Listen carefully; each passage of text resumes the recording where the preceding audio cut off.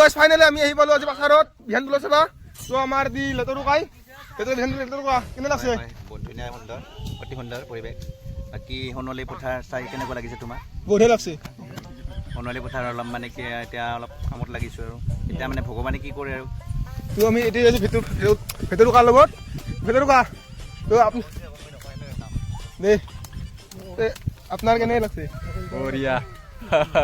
না তো ভেতৰু কাৰ বৰ্তমান যি অৱস্থা হৈছে আজিৰ পৰা 2 বছৰ পাছতো হয়তো পাঠা দেখা নাপাব পাৰে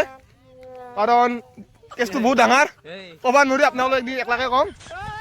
দে ৰুৱে নি তো আপোনালোকক দেখাই আছো এই আমাৰ দূৰৰ কদি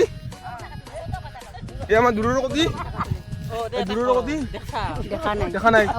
মোবাইলে দেখছে দে দূৰৰ কদি গোটাকে তুলে মেহেন্দি নামটো নুশুনে তোৰ